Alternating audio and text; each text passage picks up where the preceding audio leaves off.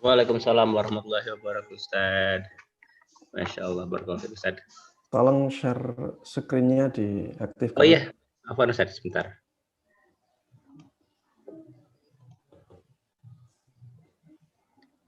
Khalas. Sudah Ustaz. Tafadhol maskura Ustaz. Sudah Anda bisa share. Ya. Bismillahirrahmanirrahim. Assalamualaikum warahmatullahi wabarakatuh. Innal hamdalillah nahmaduhu wa nasta'inuhu wa nastaghfiruh wa na'udzu billahi min syururi anfusina wa min sayyiati a'malina. May yahdihillahu fala mudhillalah wa may yudlil fala hadiyalah. Wa asyhadu an la ilaha illallah wahdahu la syarika lah. Wa asyhadu anna Muhammadan abduhu wa rasuluh. Sallallahu alaihi wa ala alihi wa sahbihi wa man tabi'ahum bi ihsanin ila yaumil liqa'ih. Para jemaah sekalian, kaum muslimin dan kaum muslimat, ikhwati wa akhwati fillah rahimani wa rahimakumullah. Alhamdulillah, pada kesempatan yang baik ini, di hari yang mulia ini, hari Jumat, Allah Subhanahu wa taala memudahkan kita untuk melakukan amalan yang mulia ini, yaitu menuntut ilmu agama. Mudah-mudahan Allah Subhanahu wa taala juga memberikan kepada kita semuanya keikhlasan niat dalam melakukan amalan yang mulia ini, sehingga Allah Subhanahu wa taala memberikan kepada kita semuanya pahala yang agung dan memberikan kepada kita semuanya ilmu yang bermanfaat, ilmu yang berkah, ilmu yang bisa mendatangkan kebaikan, mendatangkan kemuliaan, dan mendatangkan kebahagiaan kepada kita semuanya di dunia ini dan di akhirat nanti. Salawat dan salam semoga selalu tercurahkan kepada Nabi yang sangat kita kagumi, Nabi yang selalu kita junjung tinggi, Nabi yang sangat kita cintai, Nabi yang selalu kita taati dan kita percayai, Nabi Agung Muhammad sallallahu alaihi wasallam. Mudah-mudahan salawat dan salam tersebut juga tercurahkan kepada seluruh keluarga beliau, sahabat beliau, dan seluruh kaum muslimin yang mengikuti beliau dan para sahabatnya dengan baik hingga hari kiamat nanti. Ikhwati wa akhwati fillah rahimani wa rahimakumullah. Pada kesempatan kali ini kita akan membahas sebuah bab atau sebuah subbab yang dibawakan oleh Imam Al-Mundhiri rahimahullahu taala dalam kitabnya At-Targhib wa Tarhib. Beliau membawakan di dalam kitab ini subbab tentang anjuran untuk memuliakan para ulama. Anjuran untuk memuliakan para ulama dan ancaman menyia-nyiakan mereka. Para ulama adalah orang-orang yang dimuliakan oleh Allah Subhanahu wa taala. Karena dengan jalan mereka lah kaum muslimin bisa berjalan di atas jalan yang lurus. Karena dengan mereka lah kaum muslimin tahu mana pintu-pintu pahala yang disediakan oleh Allah Subhanahu wa taala. Dengan mereka lah kita semuanya tahu jalan yang lurus menuju surga Allah Subhanahu wa taala. Dengan mereka lah kehidupan manusia menjadi baik, menjadi mulia sesuai dengan apa yang diinginkan oleh Allah Subhanahu wa taala. Para ulama di umat ini seperti para nabi sebelum diutusnya Nabi kita Muhammad sallallahu alaihi wasallam. Para ulama itulah para pewaris para nabi. Para ulama itulah para pewaris para nabi. Sebagaimana disabdakan oleh Nabi kita Muhammad sallallahu alaihi wasallam, "Wa innal ulama'a warathatul anbiya." Sesungguhnya para ulama itulah para pewaris para nabi. Ketika mereka dikatakan sebagai para pewaris para nabi, maka ini menunjukkan betapa tingginya kedudukan para ulama di sisi Allah Subhanahu wa taala. Ini menunjukkan bahwa Allah sangat memuliakan mereka. Ketika Allah sangat memuliakan mereka, maka harusnya kita juga demikian sebagai makhluk Allah Subhanahu wa taala. Ketika penciptanya saja memuliakannya, maka kita yang hina ini, ya, kedudukannya sangat rendah ini, di sisi Allah Subhanahu wa taala harusnya lebih memuliakan mereka. Dan di dalam subbab ini Imam Al-Mundhiri rahimahullahu taala menyebutkan banyak hadis, ya. Baik. Kita akan bacakan hadis ini, ya, yang dinilai sahih oleh Syekh Albani rahimahullahu taala dalam kitab beliau Sahihu At-Targhib wa Tarhib. Baik.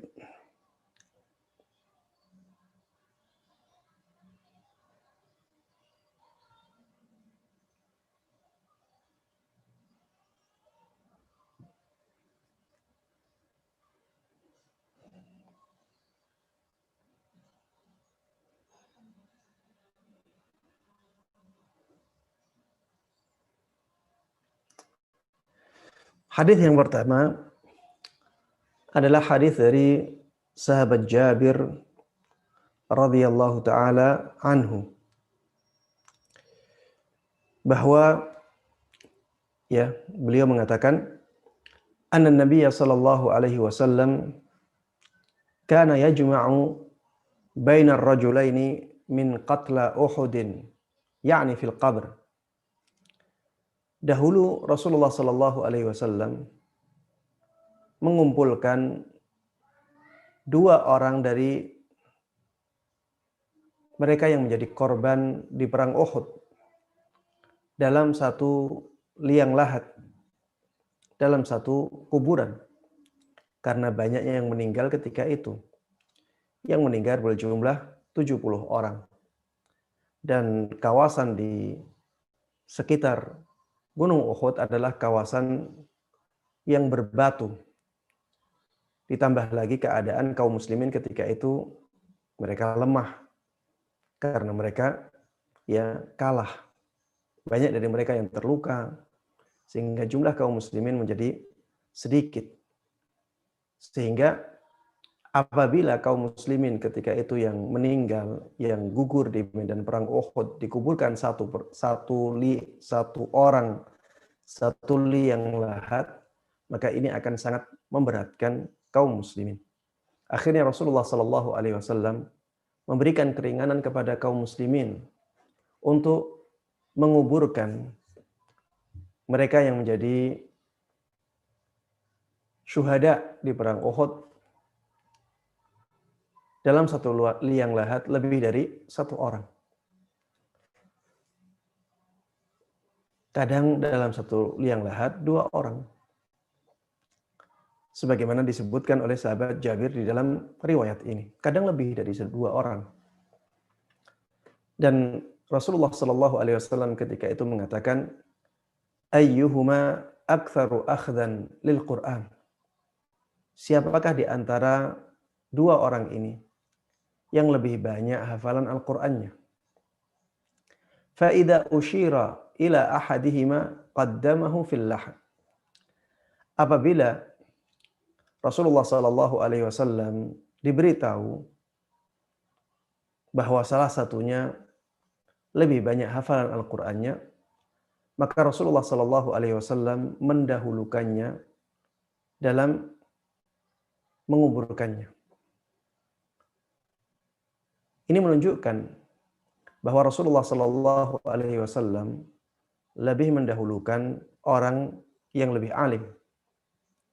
Ya, karena di zaman Nabi Muhammad Shallallahu Alaihi Wasallam orang yang lebih banyak hafalan Al-Qur'annya biasanya lebih dalam pemahamannya tentang Al-Qur'an. Biasanya demikian.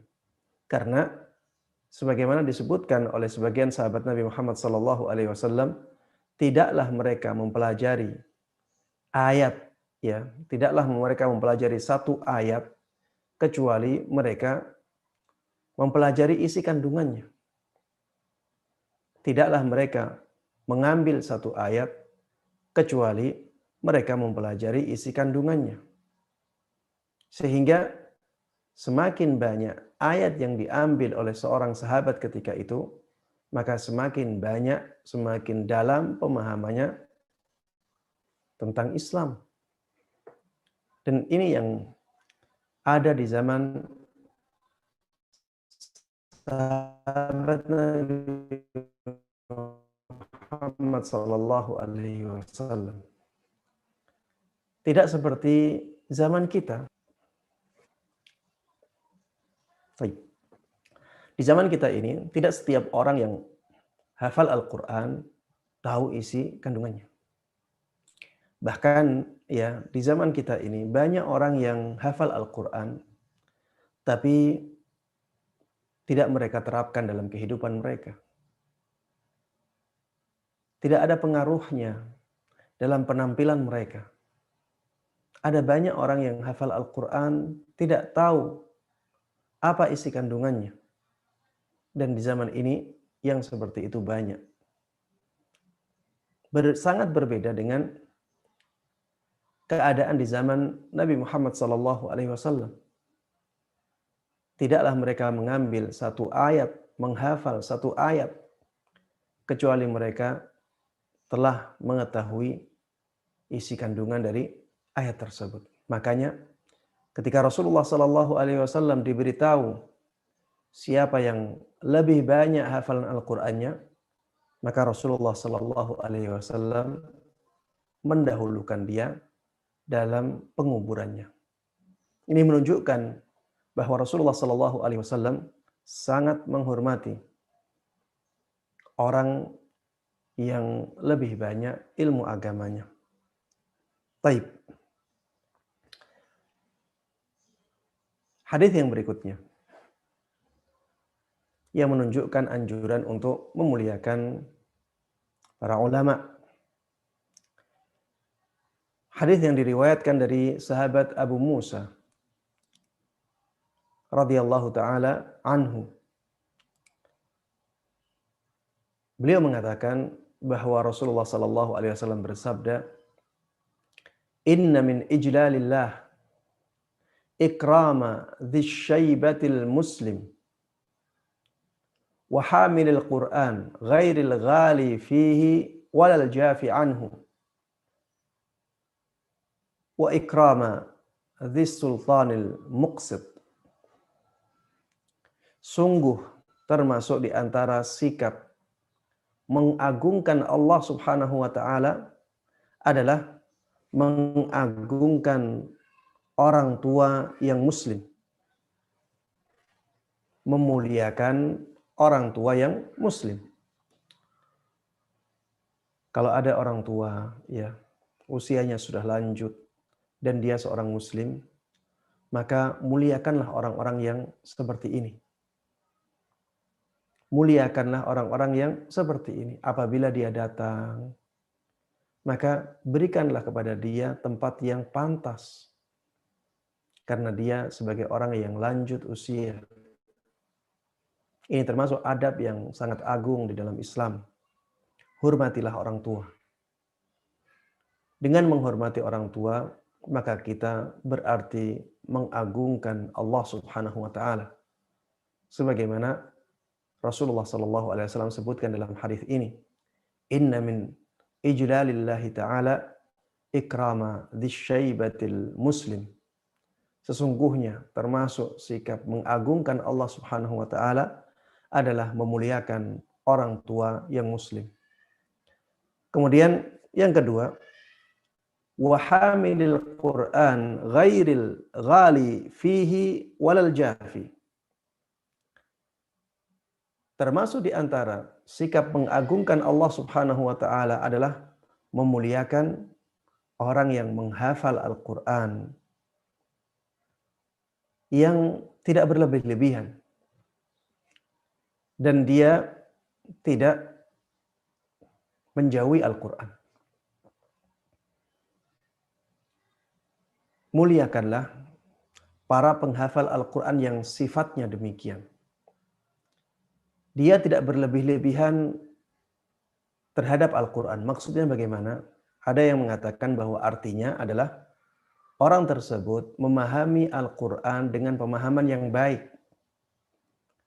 Tidak berlebih-lebihan sebagaimana misalnya orang Khawarij dalam memahami ayat-ayat Al-Quran.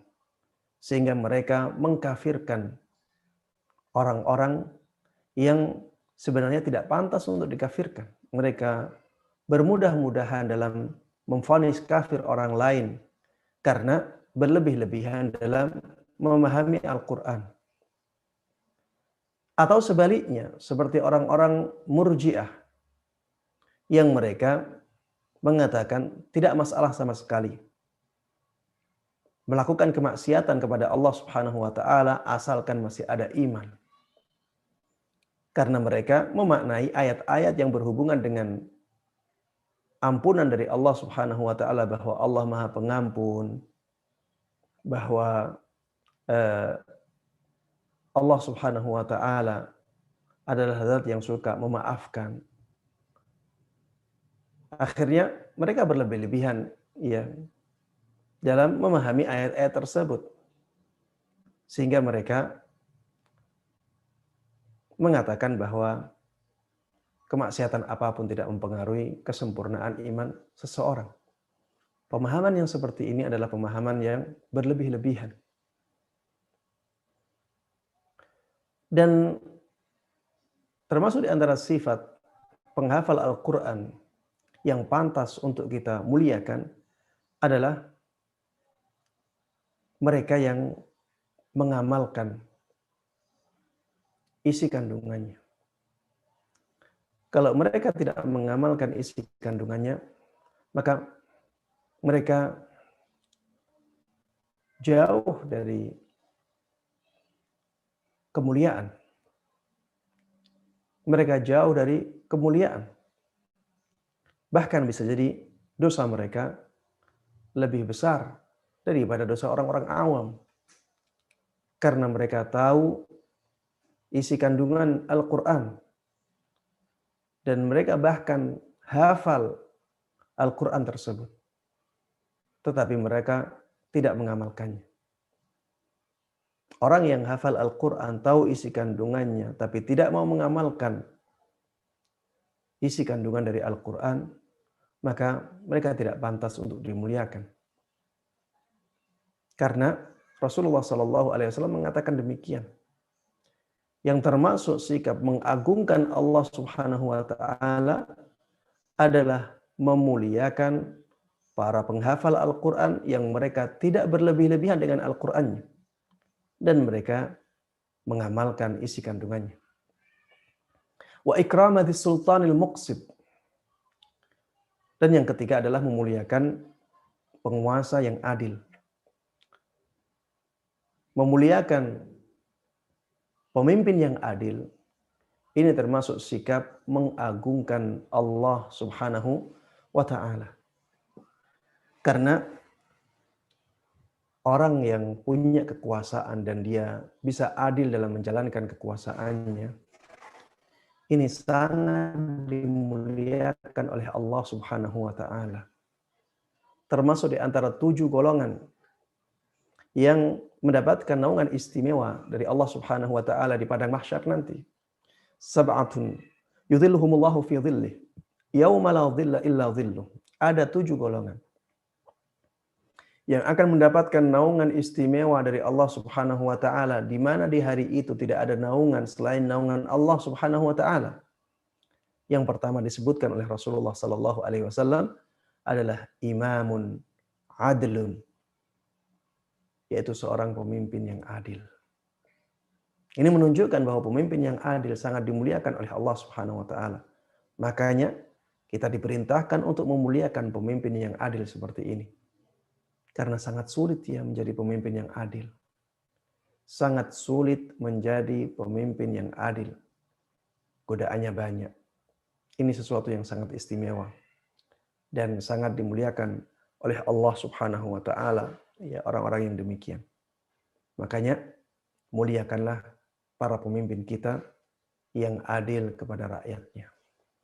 Baik, di dalam hadis ini Rasulullah Shallallahu alaihi wasallam ia mengatakan bahwa di antara sikap mengagungkan Allah Subhanahu wa taala adalah dengan memuliakan para penghafal Al-Qur'an yang tidak berlebih-lebihan dalam memahami Al-Qur'an dan mereka mengamalkan isi kandungannya.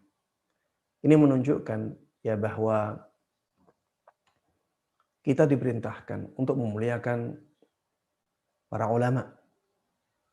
Karena orang yang hafal Al-Qur'an dan dia mengamalkan isi kandungannya, dia tidak berlebih-lebihan dalam memahaminya. Ini sifat seorang ulama. Muliakanlah mereka. Karena memuliakan mereka termasuk sikap mengagungkan Allah Subhanahu wa taala. Baik, hadis yang berikutnya yang menjelaskan tentang anjuran untuk memuliakan para ulama. Hadis yang diriwayatkan oleh sahabat Ibnu Abbas radhiyallahu taala anhuma bahwa Rasulullah sallallahu alaihi wasallam pernah bersabda, "Al barakatu ma'a akabirikum." Keberkahan itu bersama orang-orang tua di antara kalian. Al barakatu ma'a akabirikum. Keberkahan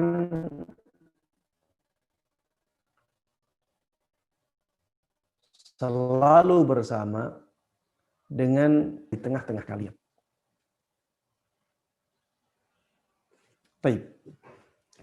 Disebutkan di sini orang-orang tua. Kata sebagian ulama, orang tua itu ada dua. Ada orang yang tua dalam umurnya. Ada orang yang tua dalam ilmunya. Orang yang tua dalam umurnya memiliki keberkahan. Begitu pula orang yang tua dalam ilmunya. Mereka memiliki keberkahan. Ada banyak keberkahan pada dua orang ini. Orang yang tua dalam umurnya, mereka punya banyak pengalaman yang berharga dalam kehidupannya. Dan kita bisa mengambil manfaat dari pengalaman-pengalaman mereka dalam menjalani hidup. Ketika kita bisa mengambil manfaat dari pengalaman-pengalaman mereka dalam hidup, maka kita berarti bisa mengambil kebaikan dari mereka. Dan itulah keberkahan yang kita dapatkan dari mereka yang berusia lanjut. Orang yang kedua yang masuk dalam hadis ini adalah orang yang tua dari sisi ilmunya. Maksudnya orang yang dia punya ilmu yang tinggi. Karena ilmu tersebut bisa mendatangkan kemuliaan, bisa mendatangkan kebaikan bagi umat manusia. Bisa mendatangkan kebahagiaan bagi umat manusia. Baik di dunia maupun di akhirat nanti. Dan keberkahan yang datang dari ilmu ini lebih besar daripada keberkahan yang datang dari usia yang lanjut. Makanya ada yang mengatakan bahwa makna hadis ini adalah al-kabiru bi'ilmihi wa in kana saghiran fi sinnihi. Ya, ada yang mengatakan demikian.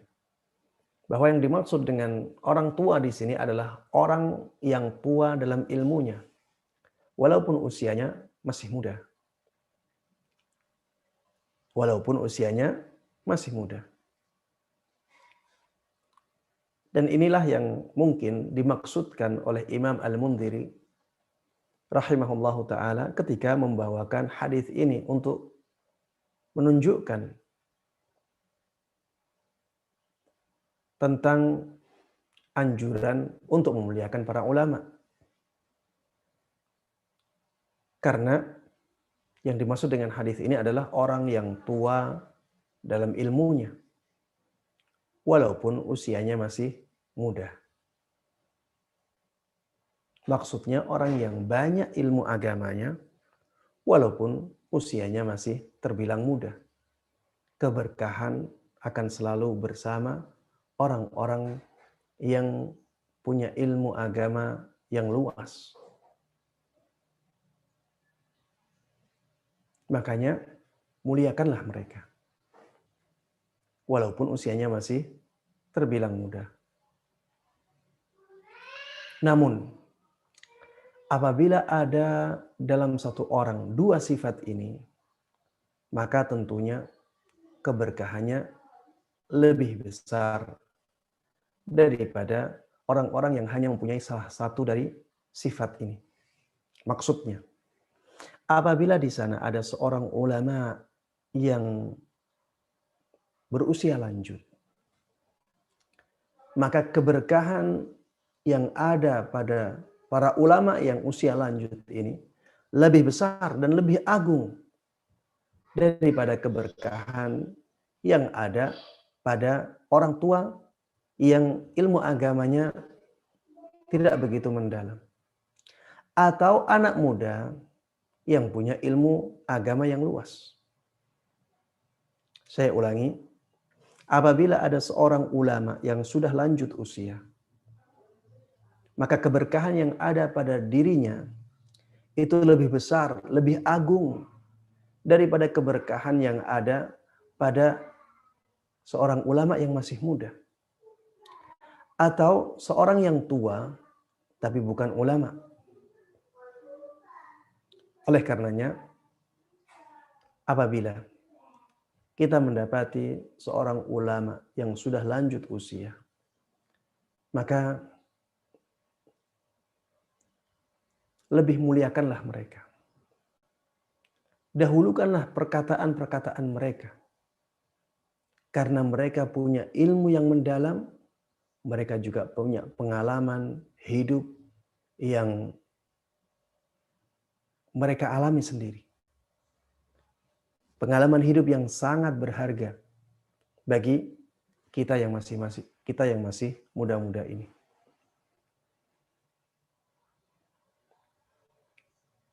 Mereka matang dari sisi ilmu agamanya. Mereka juga matang dari sisi pengalaman hidupnya. Makanya orang-orang yang demikian, ya, jangan sampai kita sia-siakan. Lihatlah ulama-ulama yang ada di sekitar kita, yang mereka usianya sudah lanjut, mereka sudah tua, kepala mereka sudah putih. Dekatilah mereka. Ambillah ilmu dari mereka. Ambillah perkataan-perkataan mereka. Keberkahan yang datang dari mereka jauh lebih besar daripada keberkahan yang datang dari anak-anak muda. Karena biasanya anak muda ya masih punya emosi yang meluap-luap. Biasanya anak muda masih kurang dalam pengalaman hidupnya. Berbeda dengan orang-orang yang tua. Mereka pengalaman hidupnya sudah banyak. Sehingga mereka bisa memperkirakan apa yang akan terjadi. Apa yang menjadi efek dari sebuah masalah. Mereka sudah biasa mengalami hal tersebut. Mereka juga tahu ilmu agamanya. Sehingga ketika dua kebaikan ini berkumpul, maka menjadi sesuatu yang sangat luar biasa. Taib. Yang berikutnya, hadis yang diriwayatkan dari sahabat Ubadah ibn Samit. Ya, ini Imam Al-Mundhiri menyebutkan banyak hadis ya dengan redaksi yang hampir sama. Saya mencukupkan satu redaksi saja karena hampir sama ya. Sahabat-sahabatnya memang berbeda, tapi apa yang disampaikan oleh mereka dari hadis Nabi Muhammad sallallahu alaihi wasallam ya hampir sama isinya.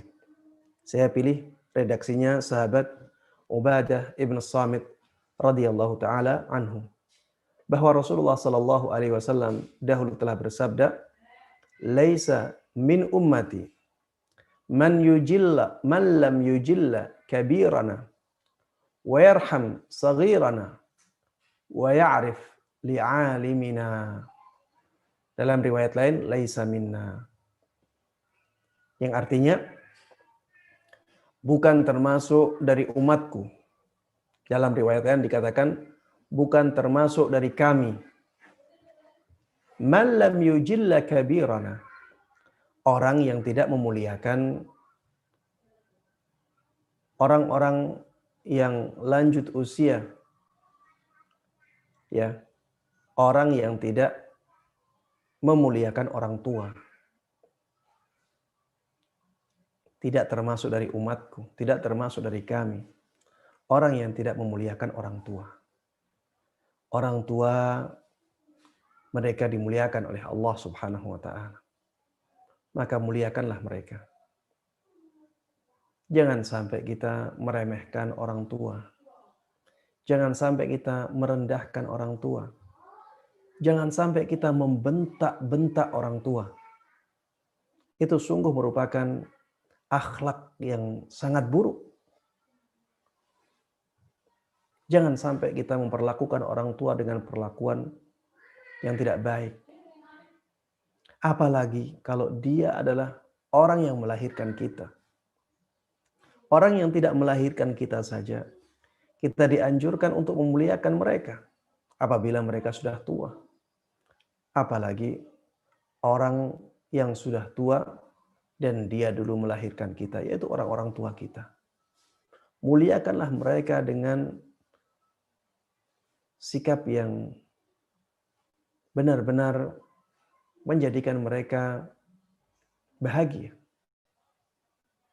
Makanya di dalam Al-Quran disebutkan untuk mengatakan saja, jangan sampai itu dikatakan kepada orang tua. Imma yablughanna 'indakal kibara ahaduhuma aw kilahuma fala taqul lahuma uffin wala tanharhuma wa qul lahuma qawlan karima. Apabila salah satu atau kedua orang tua sampai kepada usia yang lanjut,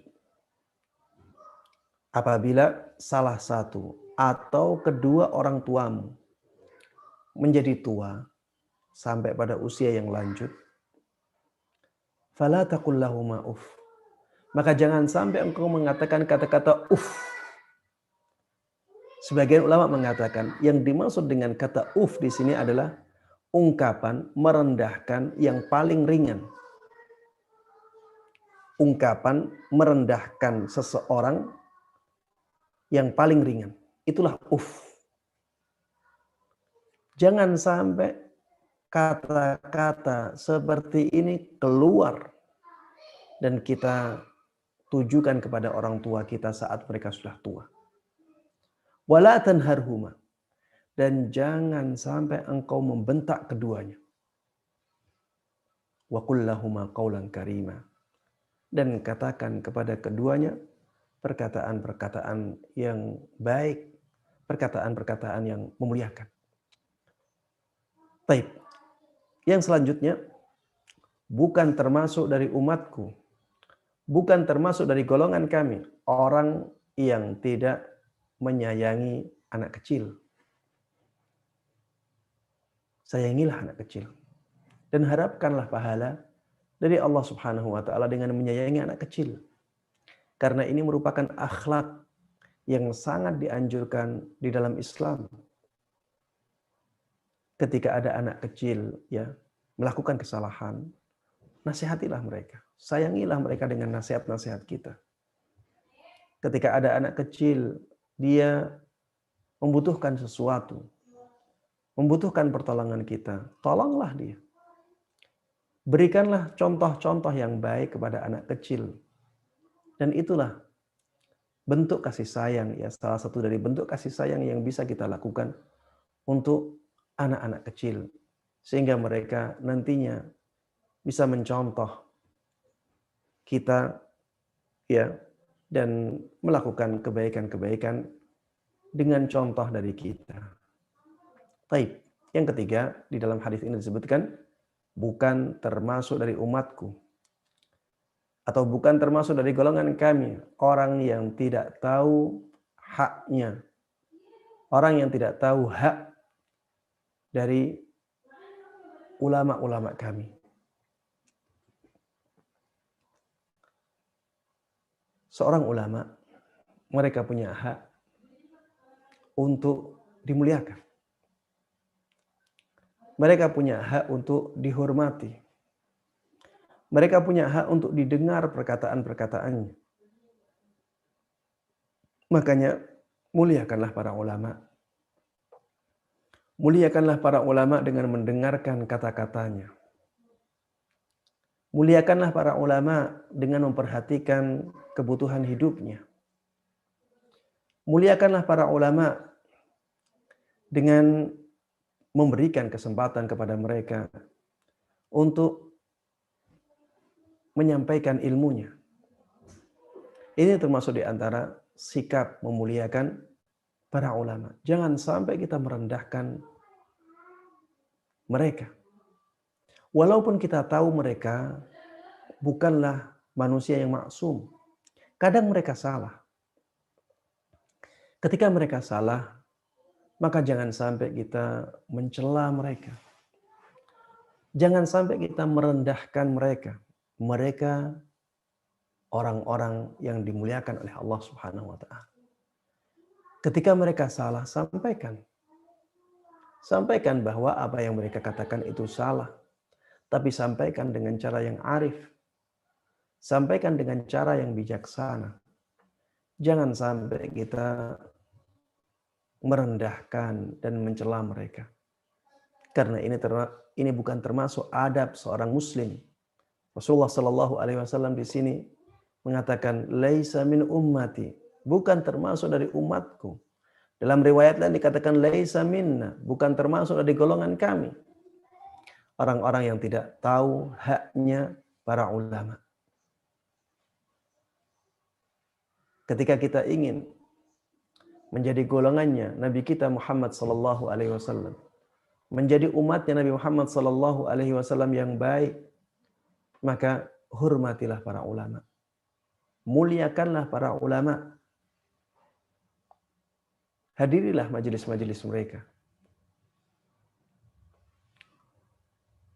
Sebarkanlah apa yang mereka sampaikan dari kebaikan-kebaikan. Perhatikanlah kebutuhan-kebutuhan mereka. Jangan sampai mereka menjadi orang-orang yang terlantar. Padahal mereka sangat memperhatikan kebutuhan kaum muslimin. Kebutuhan akhirat dari kaum muslimin. Maka harusnya kita memperhatikan kebutuhan-kebutuhan hidup mereka. Yang mungkin saja dengan perhatian kita, mereka bisa lebih fokus dalam mendakwahkan ilmunya. Sehingga keberkahan mereka bisa tersebar luas di tengah-tengah kaum muslimin. Baik. Hadis yang berikutnya. Hadis dari sahabat Abdullah ibn Busr radhiyallahu taala anhu. Beliau pernah mengatakan, laqad sami'tu haditsan mundu zaman. Aku pernah mendengar hadis yang sudah saya dengarkan dalam waktu yang lama. Idza kunta fi qaumin. Apabila engkau berada di suatu kaum, di sekumpulan orang, 'ashrina rajulan au aqal au akthar, di tengah-tengah 20 orang atau kurang dari itu atau lebih dari itu, fatasaffahta wujuhahum, dan engkau melihat wajah-wajah mereka satu persatu, falam tara fihim rajulan yuhabu fillahi azza wajal, tapi engkau tidak melihat dari mereka ada orang yang punya haibah, punya wibawa, orang yang ditakuti karena Allah Subhanahu wa taala. Fa'lam annal amra qad raqqa, maka ketahuilah bahwa agama telah lemah keadaannya ketika itu. Ketahuilah bahwa agama Islam telah lemah ketika itu. Ketika ada perkumpulan-perkumpulan yang banyak orang berkumpul di situ. Dalam perkumpulan tersebut kita tidak mendapati ada wajah-wajah yang berwibawa karena Allah Subhanahu wa taala. Wajah-wajah yang ditakuti karena Allah Subhanahu wa taala. Maka ketahuilah bahwa keadaan agama di daerah itu telah menjadi lemah. Karena orang-orang yang mulia di sisi Allah Subhanahu wa taala, mereka punya wibawa. Mereka punya haibah yang Allah berikan kepada mereka.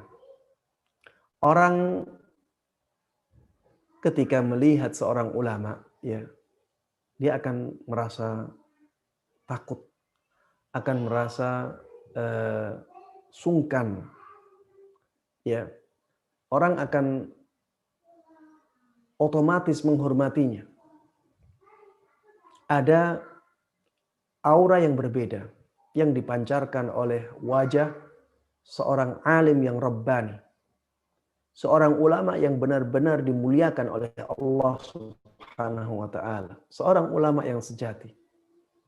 Wajah mereka berbeda dengan wajah orang biasa. Dari Allah Subhanahu wa taala. Karena mereka memang orang-orang yang diistimewakan oleh Allah Subhanahu wa taala dengan kewibawaan, dengan kemuliaan. Wajah-wajah mereka disinari oleh Allah Subhanahu wa taala dengan cahayanya. Mereka orang yang sering bermunajat kepada Allah Subhanahu wa taala. Mereka orang yang selalu mendekat kepada Allah Subhanahu wa taala. Sehingga wajar apabila mereka punya kewibawaan yang mereka dapatkan dari agamanya. Mereka dapatkan dari Allah Subhanahu wa taala. Apabila masih ada orang-orang yang demikian, maka bergembiralah. Pujilah Allah Subhanahu wa taala. Agama masih kuat. Tapi kalau sudah tidak ada orang-orang yang demikian, maka introspeksilah. Berusahalah untuk mengubah keadaan. Karena itu menunjukkan bahwa keadaan sedang tidak baik. Bahwa agama Islam sedang lemah di daerah tersebut. Banyak orang yang ditakuti karena dunia. Ada orang ditakuti karena kedudukannya. Ada orang ditakuti oleh orang lain karena hartanya. Ada orang ditakuti oleh orang lain karena dia sebagai tentara, sebagai polisi, Kalau seperti ini tidak masuk dalam pembahasan kita. Yang menjadi ciri agama masih kuat atau agama sudah lemah adalah adanya orang-orang yang punya kewibawaan, punya haibah yang dia dapatkan bukan dari dunia. Dia dapatkan dari Allah Subhanahu wa taala, dari penerapan dia terhadap agamanya dan ilmunya. Taib.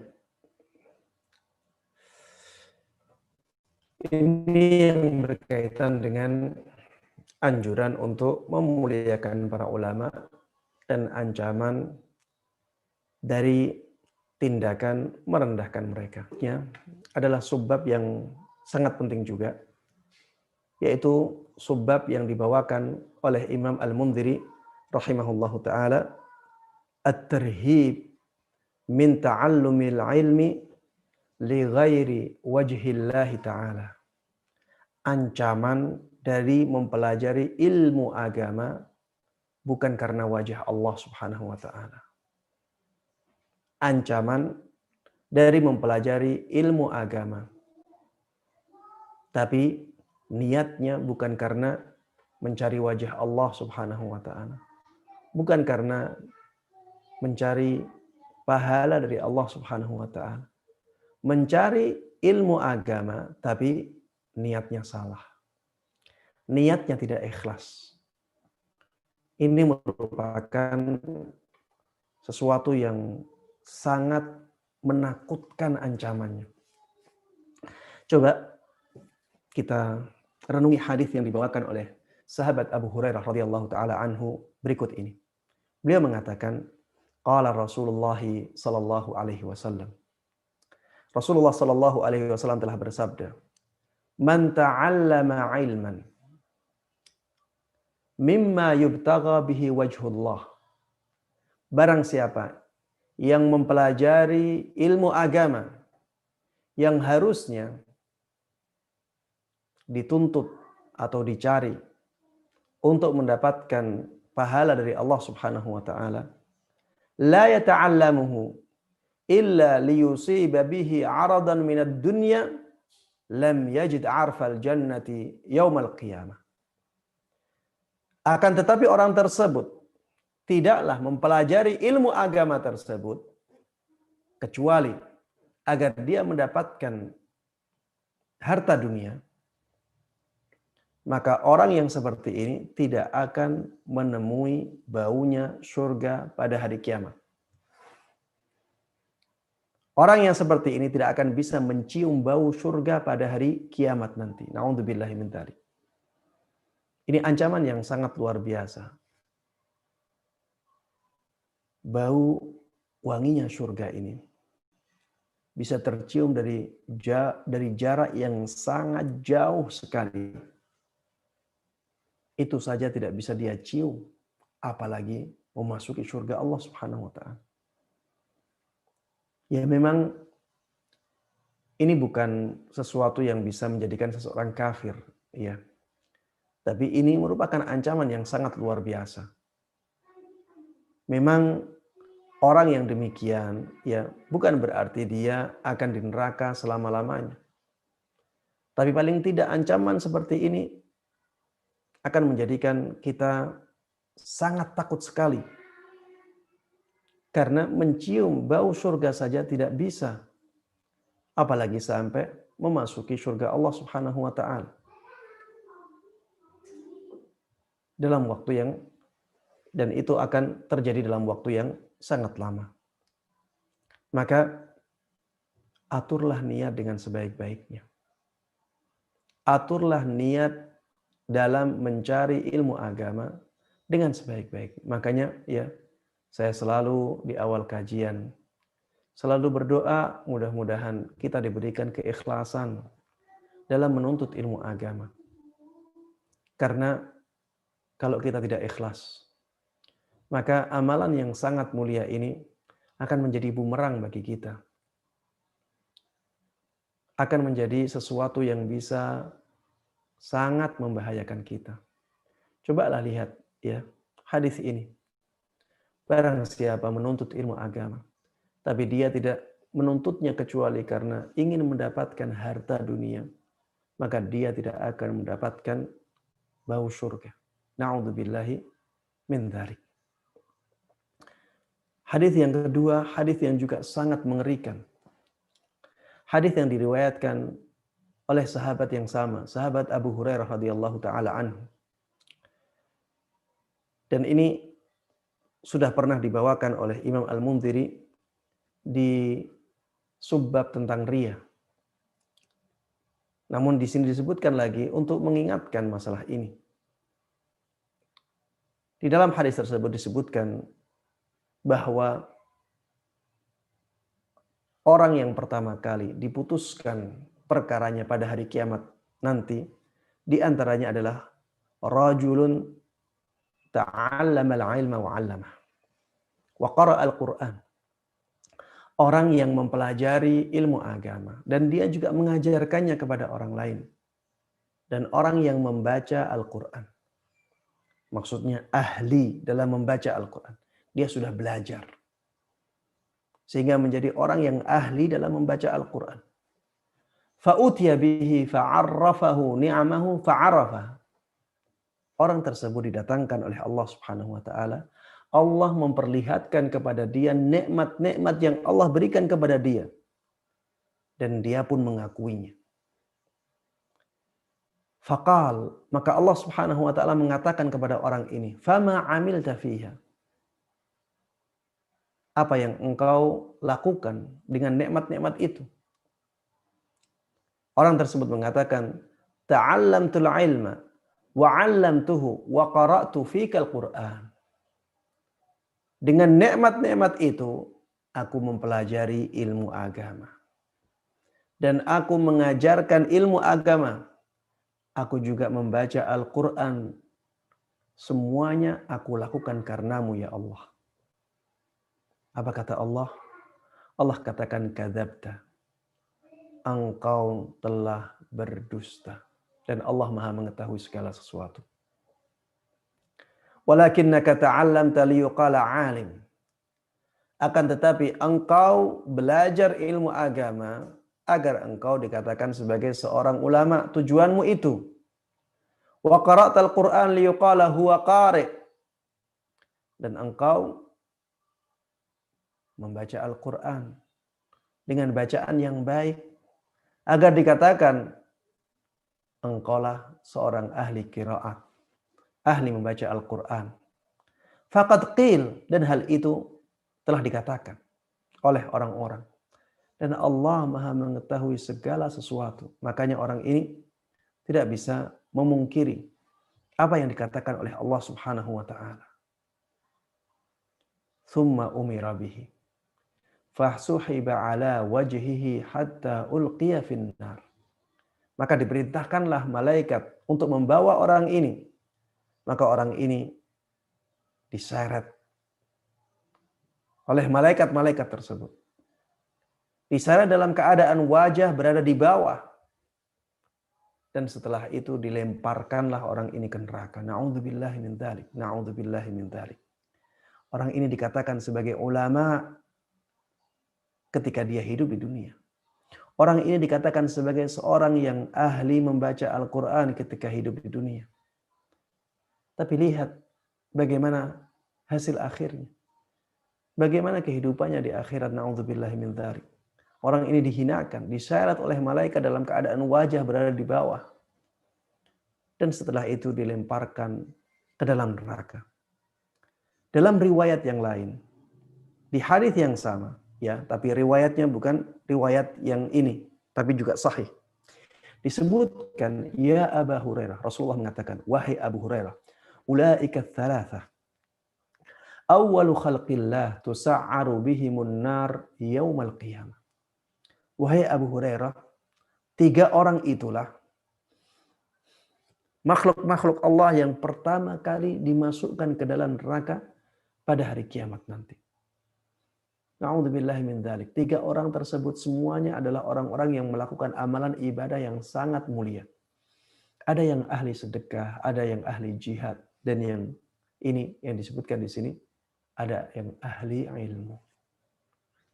Terkenal di dunia sebagai ulama, terkenal di dunia sebagai seorang ahli membaca Al-Quran. Tapi dia punya niat yang tidak lurus. Niatnya melenceng. Dia mempelajari ilmu agama yang harusnya dia lakukan karena Allah Subhanahu wa taala. tapi dia melakukannya untuk mendapatkan pujian, untuk mendapatkan sesuatu yang berbau dunia. Maka jangan sampai kita melakukan yang seperti ini. Na'udzubillahi min dzalik. Mudah-mudahan Allah Subhanahu wa taala melindungi kita semuanya dari keburukan yang sangat membahayakan ini. Taib. Hadis yang berikutnya. Hadis yang diriwayatkan dari sahabat Ka'ab ibn Malik radhiyallahu taala anhu. Beliau mengatakan, sami'tu Rasulullah sallallahu alaihi wasallam yaqul. Aku pernah mendengar Rasulullah sallallahu alaihi wasallam bersabda, "Man talaba al-ilma liyujariya bihi al-ulama aw liyumariya bihi as-sufaha wa yasrifa bihi wujuhan nasi ilaihi adkhalahu Allahu an-nar." Barang siapa yang menuntut ilmu agama untuk mendebat para ulama atau untuk mendebat orang-orang yang lemah, orang-orang yang minim ilmunya, dan dia menuntut ilmu agama tersebut untuk menarik perhatian manusia kepadanya, maka Allah akan masukkan dia ke dalam neraka. Na'udzubillahi min dzalik. Ini amalan menuntut ilmu agama. Ini amalan menuntut ilmu agama. Amalan yang sangat mulia sebenarnya. Tapi ketika niatnya tidak ikhlas, niatnya agar bisa duduk bersama dengan para ulama, mendebat mereka, ya, atau niatnya adalah agar dia bisa dengan mudah mematahkan perkataan-perkataan orang yang lemah ilmu agamanya, atau untuk menarik perhatian manusia kepadanya, agar dilihat sebagai seorang yang luar biasa ilmu agamanya, maka orang yang seperti ini diancam oleh Allah Subhanahu wa taala dengan ancaman neraka. Adkhalahu Allahun nar. Allah akan masukkan dia ke dalam neraka. Na'udzubillahi min dzalik. Maka ya, saudara-saudariku kaum muslimin dan kaum muslimat dimanapun Anda berada, saya ingatkan terus-menerus ketika belajar ilmu agama, ikhlaslah dalam niatnya. Ketika mengajarkan ilmu agama juga demikian. Aturlah niat dengan sebaik-baiknya. Ingatkan diri bahwa kita belajar ilmu agama ini benar-benar untuk mengharapkan pahala dari Allah Subhanahu wa taala.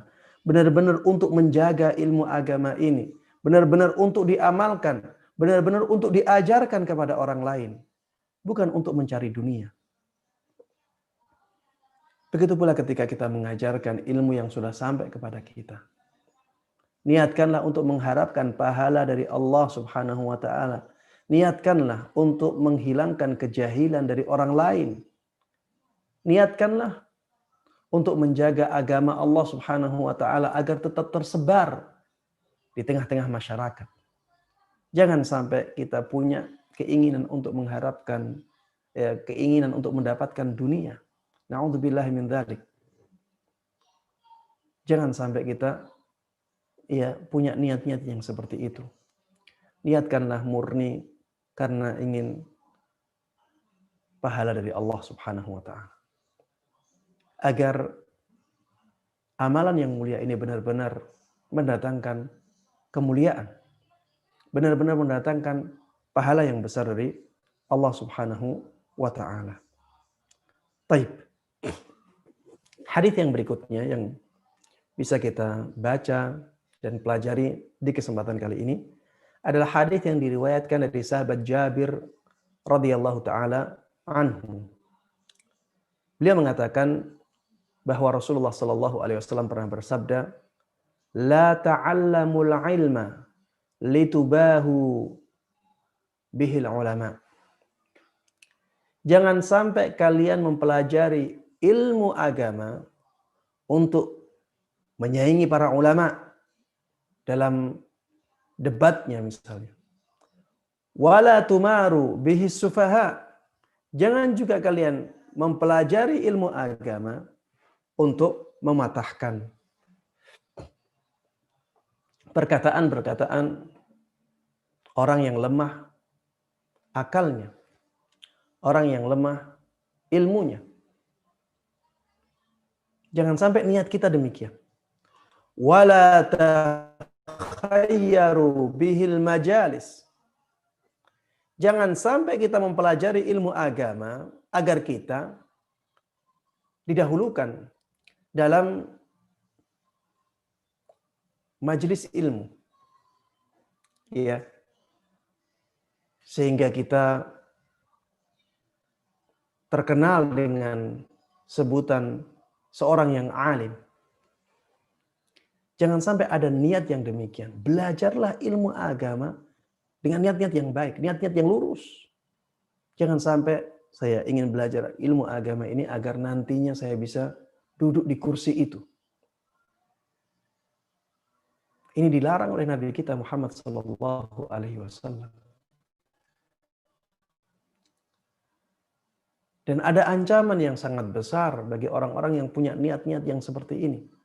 Rasulullah mengatakan dalam hadis ini, "Faman fa'ala dzalika fannaru fannar." Maka barang siapa yang melakukan hal tersebut, maka neraka baginya. Belajarlah ilmu agama dengan niat yang lurus. Dan niat yang lurus, sebagaimana disebutkan oleh para ulama, yang pertama, niat mendapatkan pahala dari Allah Subhanahu wa Ta'ala. Yang kedua, niat untuk menghilangkan kejahilan yang ada pada diri kita dan juga menghilangkan kejahilan yang ada pada manusia. Termasuk di antara keikhlasan niat dalam belajar adalah menjaga ilmu agama. Menjaga ilmu agama. Ketika kita mempelajarinya, maka otomatis ilmu agama yang kita pelajari akan terjaga. Dan menjaga ilmu agama ini diperintahkan oleh Allah Subhanahu wa Ta'ala. Kemudian yang keempat, ya, yang keempat adalah dengan niat untuk diamalkan. Kita belajar ilmu agama, niat kita adalah untuk kita amalkan. Inilah 4 ya, niat yang disebutkan oleh para ulama sebagai niat yang lurus dalam menuntut ilmu agama. Ya, diingat-ingat ya. Yang pertama, niat untuk mendapatkan pahala dari Allah karena menuntut ilmu agama ini ibadah yang sangat agung pahalanya. Kemudian yang kedua, ya, niat untuk menghilangkan kejahilan yang ada pada diri kita dan menghilangkan kejahilan yang ada pada manusia. Karena dengan menuntut ilmu agama, maka di sana akan ada kejahilan-kejahilan yang bisa kita hilangkan. Karena kita sudah mendapatkan pengetahuan. Kemudian yang ketiga, ya, niat untuk menjaga ilmu agama. Dengan kita belajar ilmu agama, maka ilmu agama tersebut akan terjaga oleh kita. Kemudian yang keempat, ya, niat untuk mengamalkan ilmu agama tersebut. Punyailah niat-niat ini dalam menuntut ilmu agama. Kalau tidak bisa semuanya, maka niatkanlah sebagian dari niat-niat ini. Semakin banyak niat yang baik untuk kita dari kita dalam menuntut ilmu agama, maka semakin besar pahala yang kita dapatkan dari amalan kita menuntut ilmu agama. Baik.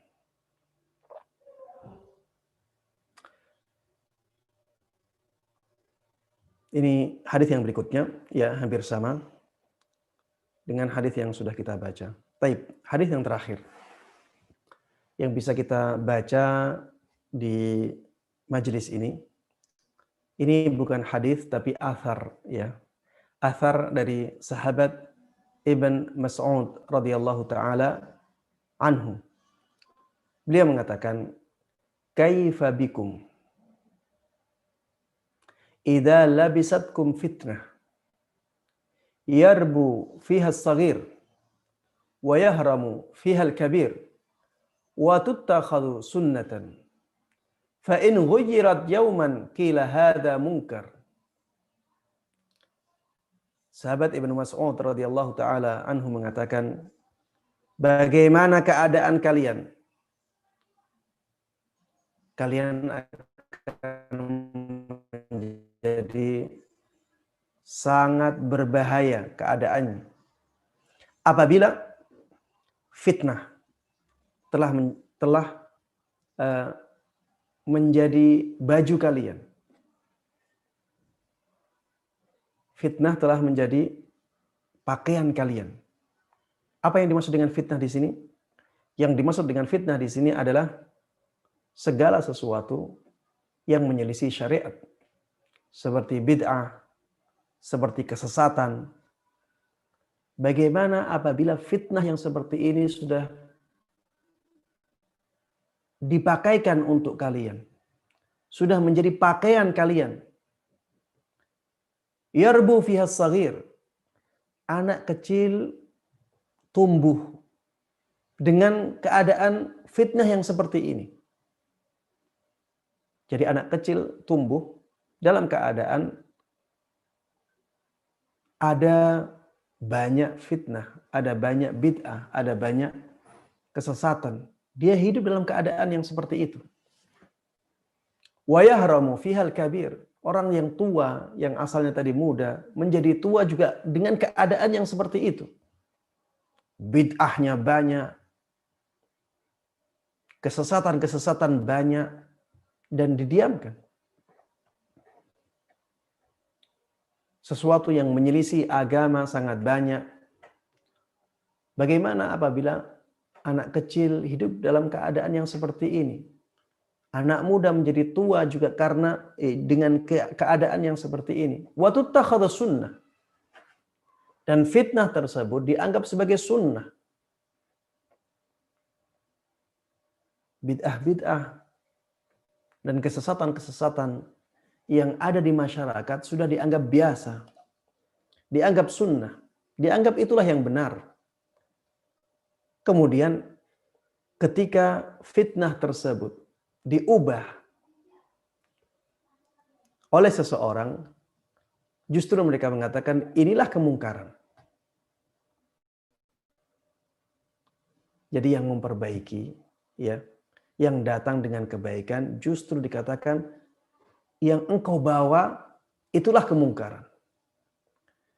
Jadi yang ma'ruf jadi mungkar, yang mungkar jadi ma'ruf. Yang baik dianggap atau dilihat sebagai keburukan, sebagai kesesatan.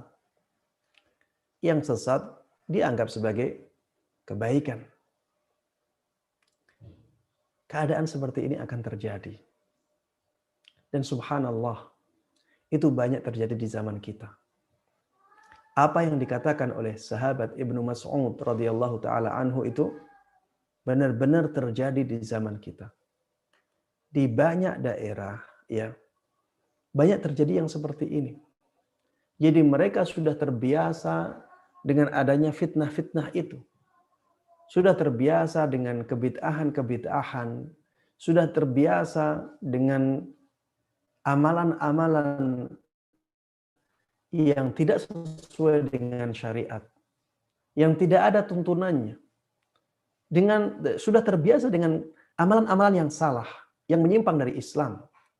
Kemudian ketika ada dai, ketika ada ustadz yang datang ke daerah itu, berusaha memperbaiki keadaan, maka ustadznya atau dai tersebut atau ulama itu dituduh dengan tuduhan-tuduhan yang sangat zalim. Dituduh dengan tuduhan membawa kemungkaran, membawa kesesatan, membawa penyimpangan. Sahabat Ibnu Mas'ud kemudian ditanya, "Wa mata dzalik?" Wahai sahabat Ibnu Mas'ud, kapan itu terjadi? Coba lihat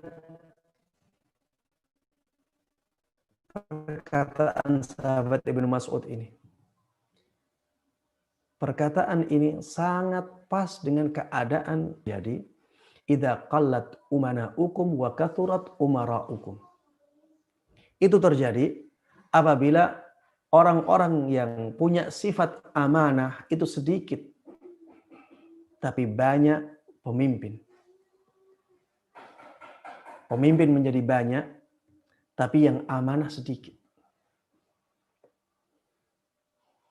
Kalau pemimpin-pemimpin banyak, tapi yang amanah sedikit, apa yang terjadi? Yang terjadi kerusakan. Dan itulah yang terjadi di zaman kita.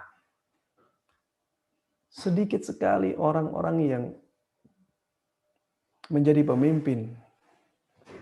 Ya, ini bukan hanya pemimpin yang tertinggi, yang punya kedudukan.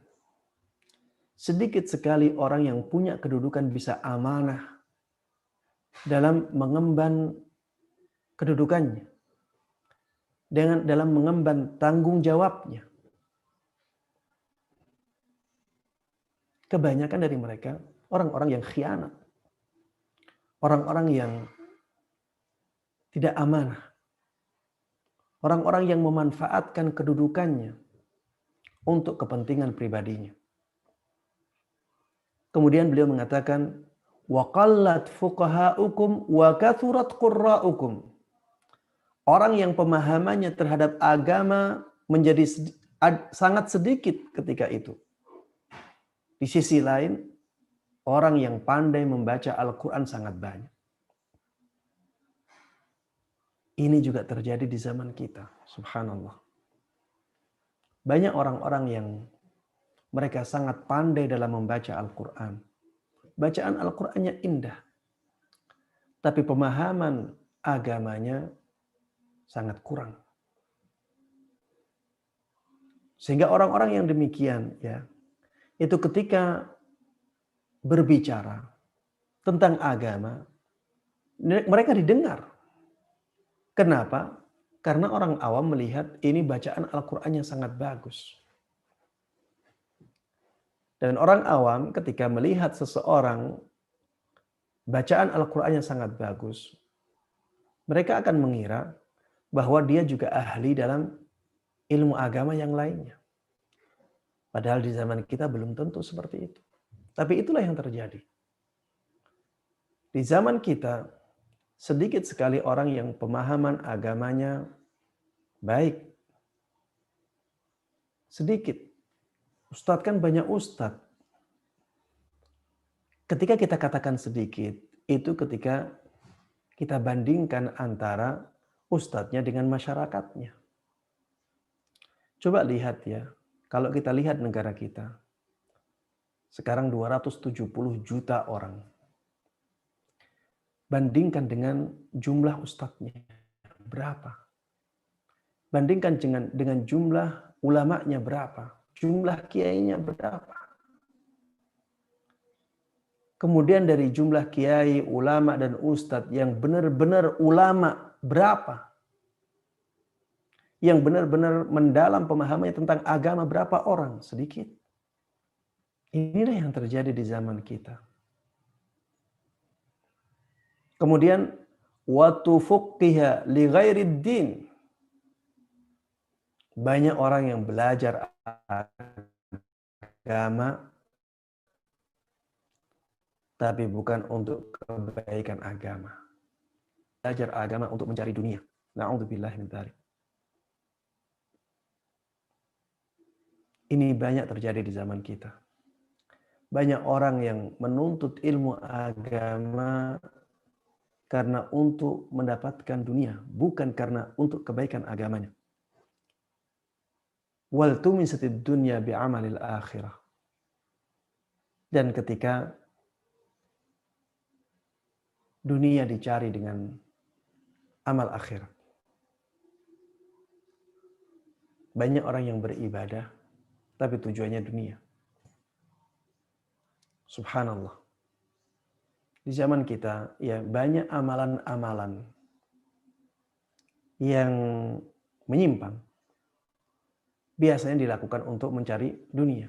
Lakukan amalan ini, baca bacaan ini sebanyak 4.000 kali, sebanyak 10.000 kali, sebanyak 11.000 kali, sebanyak 4.444 kali. Kalau engkau melakukan ini, insya Allah urusan rizkimu dimudahkan oleh Allah. Subhanallah. Ini ibadah, tapi untuk mencari dunia. Lakukan ini.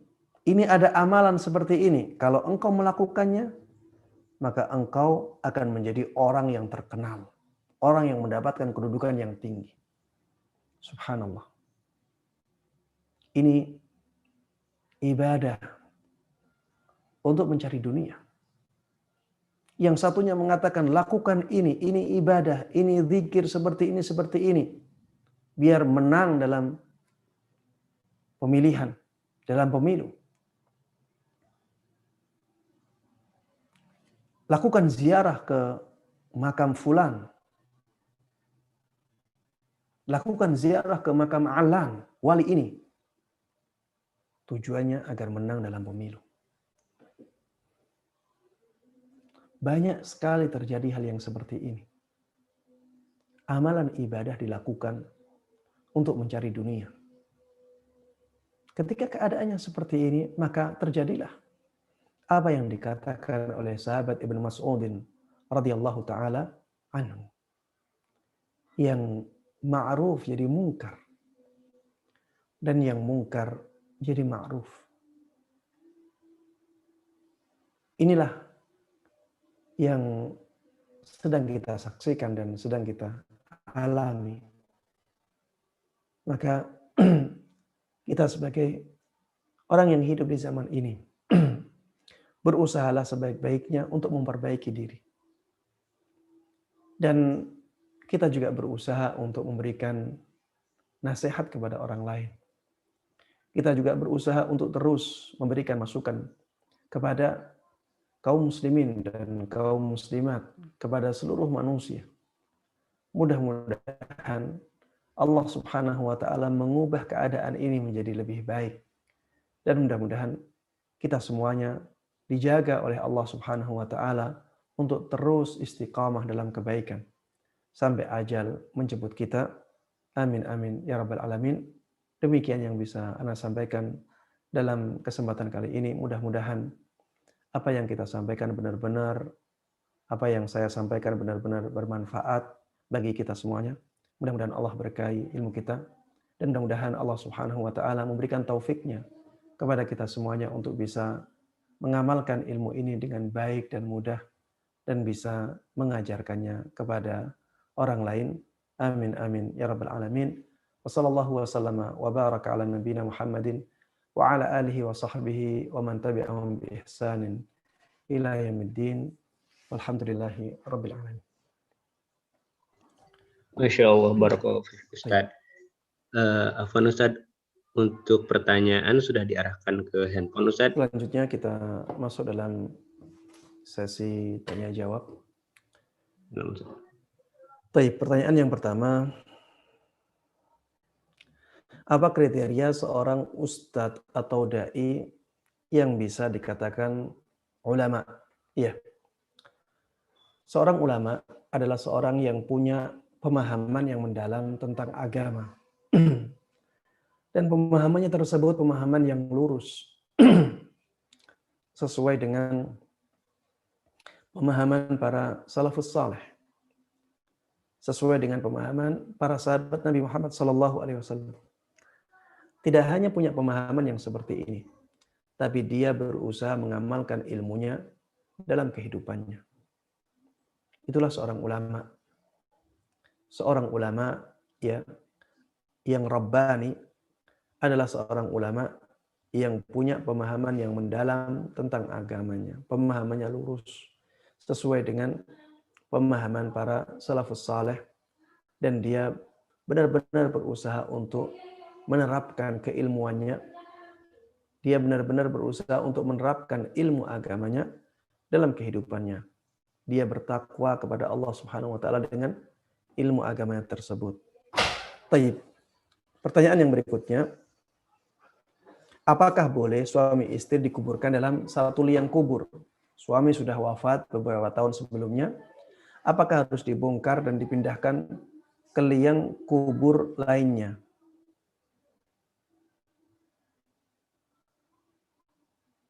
Taib. Apabila sudah dilakukan, ya, maka jangan dipisahkan. Tidak perlu dipisahkan ya, tidak perlu. Tapi kalau ingin memisahkannya juga tidak ada masalah. Ada sahabat Nabi Muhammad SAW yang melakukan ini, ya. Jadi ketika perang Uhud terjadi, ada 2 orang sahabat yang dikumpulkan. Kemudian setelah beberapa tahun, ya, ada sahabat yang menguburkannya atau memindahkan kuburannya ke tempat lain. Kalau dilakukan seperti itu, dipisahkan, tidak mengapa. Tapi ini bukan kewajiban, ya. Dan kalau sudah terjadi seperti itu, ya sebaiknya dibiarkan saja seperti itu. Pada asalnya, ya, pada asalnya kita diperintahkan untuk memisahkan dalam menguburkan saudara-saudara kita, kaum muslimin. Karena itu lebih memuliakan mayit. Itu lebih memuliakan mayit.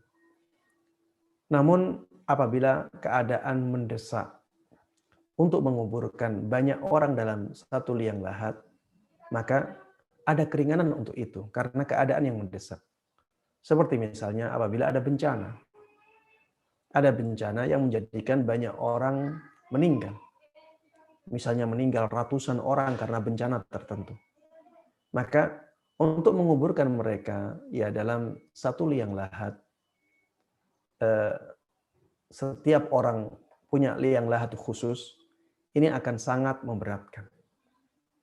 Maka dibolehkan ya apabila keadaannya demikian untuk menguburkan beberapa orang dalam satu liang lahat. Atau bahkan boleh menguburkan mereka semuanya dalam satu liang lahat. Ini keringanan yang diberikan oleh syariat. Begitu pula misalnya ya ketika ada wabah ya seperti saat ini. Dalam satu hari ya apabila sampai ribuan orang dalam satu tempat, dan itu sangat memberatkan para petugas penggali kuburan apabila dikuburkan satu orang dalam satu liang lahat, ya, maka ada keringanan dalam syariat Islam untuk menguburkan mereka ya dalam satu liang lahat lebih dari satu orang, ya. Syariat Islam memberikan keringanan ini, dan ini juga pernah dilakukan oleh Rasulullah SAW bersama para sahabatnya. Wallahu taala a'lam. Taib.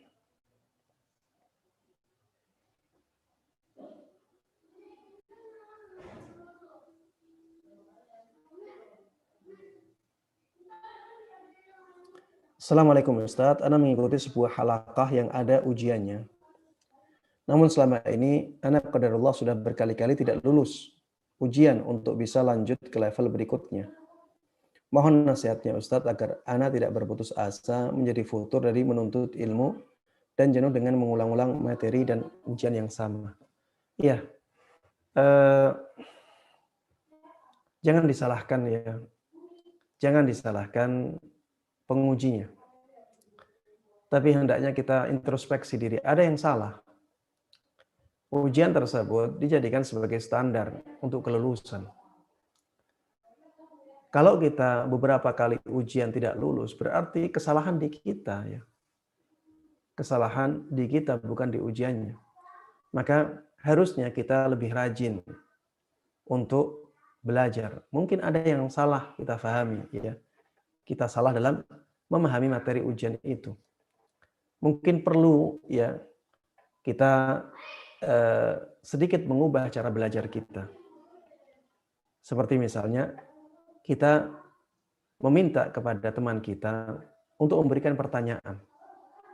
Coba ya meminta kepada teman untuk menguji kita dalam materi yang kita sering tidak lulus di situ. Kan ada materinya. Silahkan temannya kita ya memberikan pertanyaan kepada kita, kita jawab. Kalau ternyata memang jawaban kita sudah bagus, ya insya Allah kita akan lulus dalam ujian yang diberikan kepada kita. Tapi kalau ternyata ya jawaban kita tidak bagus, ya wajar apabila kita tidak lulus dalam ujian itu karena memang kita belum bisa menjawab pertanyaan-pertanyaannya. Ya intinya orang belajar itu harus membutuhkan kesabaran. Orang yang belajar agama itu harus sabar. Dan kesabaran itulah yang menjadikan kita semakin mulia di sisi Allah Subhanahu wa Ta'ala. Sabarlah dalam belajar. Karena yang kita cari adalah sesuatu yang istimewa. Sesuatu yang merupakan warisan Nabi kita Muhammad sallallahu alaihi wasallam. Sesuatu yang istimewa memang perlu ya tenaga yang istimewa untuk mendapatkannya. Ya jangan malah futur. Jangan malah kendor dalam belajar. Jadikanlah itu sebagai tantangan kita. Ya, harusnya kita lebih tertantang. Kenapa kok tidak lulus? Saya pasti mampu untuk menghadapi ini, ya, menghadapi ujian ini. Kita harus punya semangat ya untuk belajar ilmu agama ini. Karena kita tidak akan rugi sedikit pun. Ya, kita ulang-ulang materi yang sama, pahalanya tetap pahala menuntut ilmu agama yang sangat istimewa. Ya, Allah taala alam.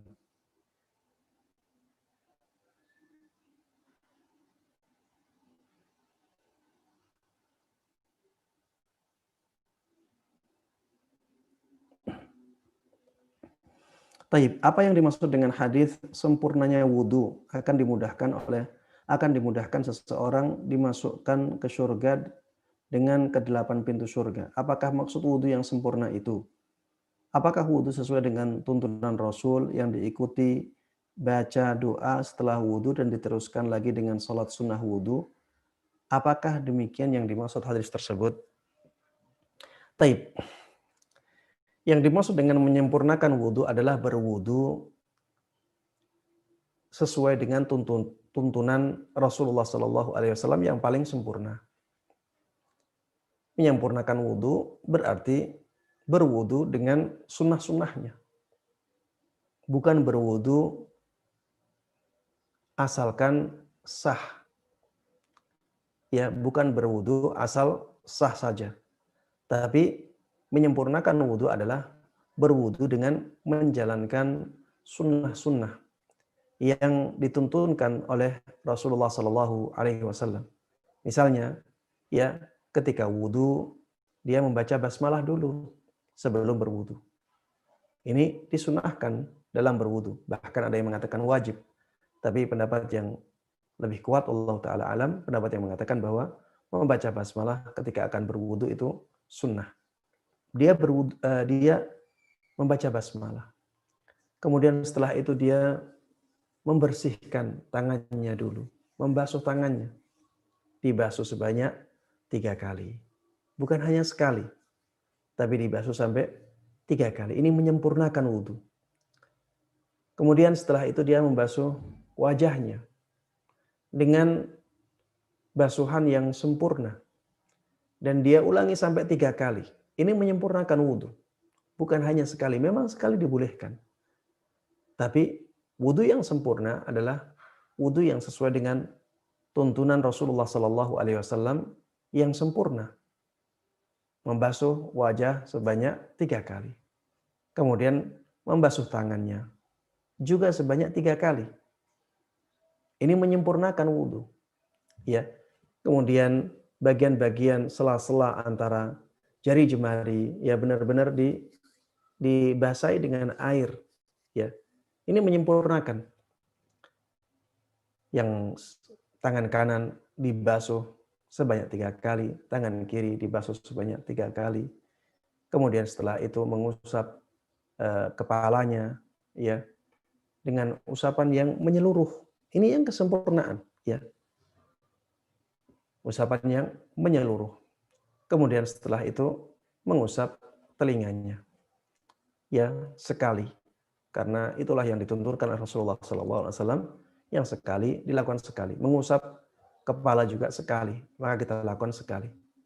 Kemudian membasuh kaki sebanyak 3 kali. Yang bagian kanan 3 kali, yang bagian kiri 3 kali. Ya, kemudian berdoa dengan doa yang dituntunkan oleh Rasulullah SAW. Inilah kesempurnaan wudhu. Ya, inilah kesempurnaan wudhu. Wallahu ta'ala a'lam. Taib.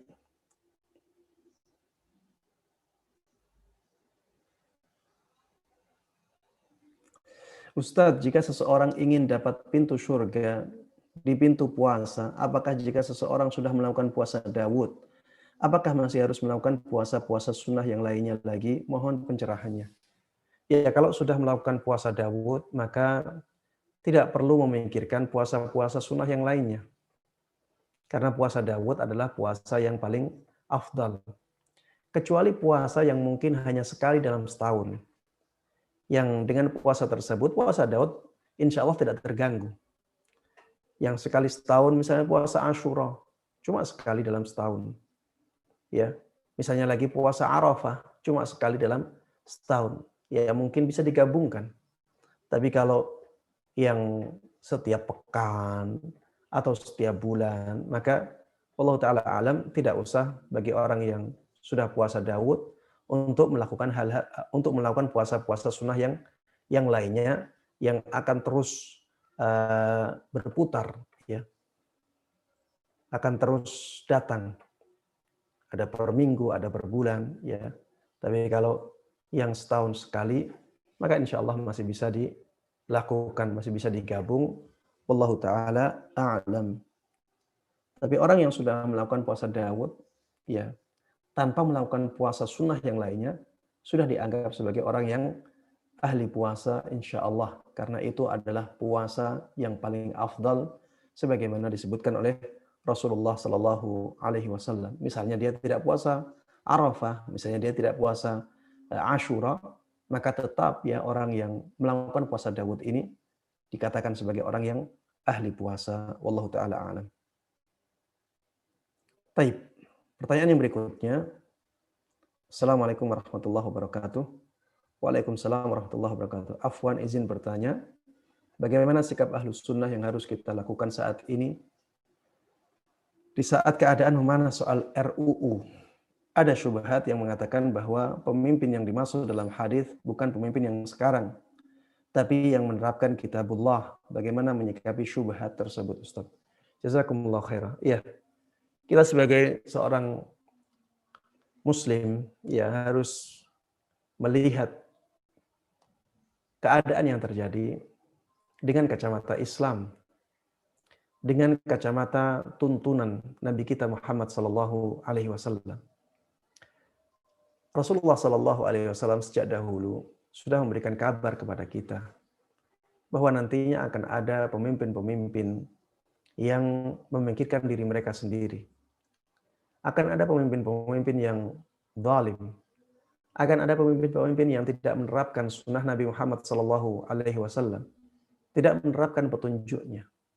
Dan Rasulullah sallallahu alaihi wasallam juga sudah menjelaskan kepada kita bagaimana menyikapi pemimpin yang demikian. Intinya kita harus bersabar menghadapi pemimpin-pemimpin yang demikian. Intinya kita harus bersabar. Kita di dunia hanya sebentar. Ya, apabila mereka ingin melakukan ya kezaliman dan kita bisa menghalanginya, maka kita halangi, kita berusaha untuk menghalangi dengan cara yang arif, dengan cara yang bijaksana. Kalau kita punya ya kapasitas untuk menasihati mereka dengan cara yang baik, maka nasihatilah mereka. dengan nasihat yang dilakukan secara sembunyi-sembunyi. Itulah yang diajarkan oleh Nabi kita Muhammad sallallahu alaihi wasallam. Kita tetap muliakan mereka sebagai pemimpin kita. Kita tetap muliakan mereka sebagai pemimpin kita. Adapun kezaliman-kezaliman mereka, maka itu urusan mereka dengan Allah Subhanahu wa taala. Dan kita harus yakin ya bahwa jatah rezeki kita tidak akan ada yang bisa mempengaruhinya. Allah Subhanahu wa taala sudah memberikan jatah rezeki kepada kita. Tidak perlu kita khawatir, risau bahwa dengan RUU tersebut apabila memang ternyata nantinya disahkan dan diterapkan, RUU tersebut tidak akan mempengaruhi rezeki kita sama sekali. Rezeki kita akan disempurnakan oleh Allah Subhanahu wa taala. Ya. Saya ulangi, kalau kita punya kapasitas untuk menasihati pemimpin secara sembunyi-sembunyi, maka itu yang harus kita lakukan. Itu yang wajib kita lakukan. Itulah amar ma'ruf nahi munkar yang diwajibkan kepada orang yang mampu. Man ra'a minkum munkaran falyughayyirhu biyadihi. Barang siapa di antara kalian yang melihat kemungkaran, maka dia harus mengubahnya dengan tangannya. Fa illam yastati fa bilisani. Apabila dia tidak mampu, maka dia harus menghilangkan kemungkaran tersebut dengan lisannya. Tidak mampu dengan tangannya, maka yang diwajibkan kepada dia adalah mengingkari kemungkaran dengan lisannya. Apabila dengan lisannya tidak mampu, fa illam yastati fa biqalbihi.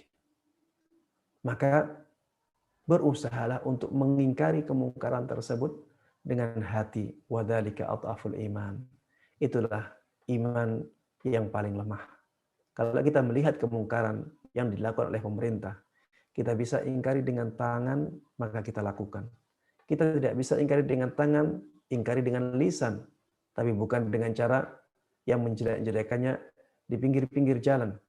Ya, Islam sudah memberikan aturan, berikan nasihat yang caranya baik, caranya arif, ya, dengan memberikan surat kepada pemerintah atau dengan bertemu dengan pemerintah apabila itu dimungkinkan. Kalau ada yang mengatakan, Ustadz, kita orang-orang jelata, kita orang-orang biasa, tidak bisa memberikan nasihat dengan cara yang seperti itu. Kalau tidak bisa, maka pujilah Allah Subhanahu wa taala. Pujilah Allah Subhanahu wa taala. Karena kewajiban kita untuk menasihatinya menjadi gugur. Kita tidak punya kapasitas untuk itu. Jangan memaksakan diri yang nantinya akan menjadikan musibah semakin besar. Lihatlah korban-korban ya yang jatuh karena tindakan-tindakan yang anarkis. Apa itu? Bukan kerugian. Satu nyawa, ya, ini sangat berharga di dalam Islam. Satu nyawa itu sangat dihargai oleh Allah Subhanahu wa taala. Kenapa kita harus menumpahkan darah saudara-saudara kita sendiri? Teman-teman kita sendiri. Tidak usah kita memaksakan diri seperti itu. Apakah dengan misalnya ya, kalau misalnya RUU tersebut diterapkan, apakah dunia akan kiamat? Kita tidak bisa makan. Bukankah nantinya RUU tersebut bisa juga dihapuskan dengan adanya pemimpin yang datang selanjutnya? Kenapa kita harus memaksakan diri dengan cara-cara yang tidak syar'i? Bahkan dengan cara-cara yang bisa mendatangkan bahaya yang lebih besar. Tidak kasihankah kita kepada orang-orang yang menjadi korban, yang sampai meninggal? Ya, nyawa. Nyawa bukan sesuatu yang sederhana, bukan sesuatu yang sepele. Kita harus hargai nyawa seseorang. Di dalam Islam, nyawa sangat berharga. Ya, maka jangan sampai kita menjadi sebab terbunuhnya saudara-saudara kita sendiri. Kalau kita sudah berusaha dengan usaha yang syar'i, namun ternyata tidak berhasil, maka sudah serahkanlah kepada Allah Subhanahu wa taala. Serahkanlah kepada Allah Subhanahu wa taala. Kezaliman ya yang dilakukan oleh mereka itu tanggung jawab mereka dengan Allah Subhanahu wa taala. Mereka akan mempertanggungjawabkan apa yang mereka lakukan selama di dunia. Kita juga orang-orang yang harus bertanggung jawab dengan apa yang kita lakukan. Kalau misalnya ya yang kita bisai hanya mengingkari dengan hati, maka lakukan itu.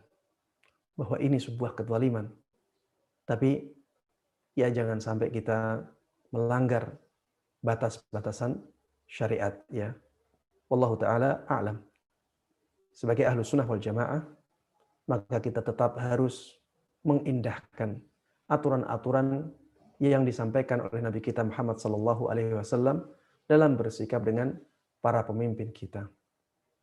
Ya. Adapun dikatakan di situ pemimpin yang dimaksud dalam hadis adalah pemimpin yang menerapkan kitabullah, maka ini tidak benar ya. Karena di dalam hadis yang lain disebutkan ma'aqama fikumus shalah, selama pemimpin tersebut menjalankan sholat. Ya, berarti batasan akhirnya adalah menjalankan sholat 5 waktu selama dia masih muslim. Ya, selama dia masih muslim. Kita tidak boleh berpegang kepada suatu hadis kemudian kita melupakan hadis yang lainnya. Ya, kita katakan bahwa hadis ini benar, namun itu bukan batasan akhir. Yang menjadi batasan akhir adalah yang paling minim, yaitu riwayat yang mengatakan ma'aqama fikumus shalah, selama pemimpin tersebut masih mendirikan sholat bersama kalian. Maksudnya masih muslim. Ketika pemimpin kita masih muslim ya dan dia tidak menjalankan syariat secara utuh ya, maka tetap saja dia dianggap sebagai pemimpin yang wajib kita taati. Pemimpin yang wajib kita taati. Karena kalau kita katakan seorang pemimpin yang harus kita taati adalah seorang pemimpin yang menjalankan Al-Qur'an secara lengkap ya, maka seperti ini tidak akan ada pemimpin yang wajib kita taati kalau pemahamannya seperti itu. Siapakah pemimpin yang bisa menjalankan semua syariat Allah di dalam Al-Quran? Apalagi di zaman ini. Sangat sulit sekali. Mungkin ya tidak ada yang bisa menjalankan seperti itu. Makanya pemahaman seperti ini ya, pemahaman yang tidak tepat ya. Pemahaman yang tidak benar. Yang pemahaman yang benar adalah kita harus pahami riwayat ini sesuai dengan pemahaman riwayat yang lain. Yang dimaksud dengan ma'aqama fikumus shalah, yang dimaksud dengan pemimpin yang menjalankan kitabullah adalah pemimpin yang muslim, sebagaimana dalam riwayat yang lain ma'aqama fikumus shalah, selama dia masih menjalankan salat bersama kalian. Allah taala alam, karena waktu sudah jam 11 ya. Saya mohon maaf tidak bisa menjawab semua pertanyaan yang disampaikan, tapi mudah-mudahan sebagian pertanyaan yang dijawab yang mengobati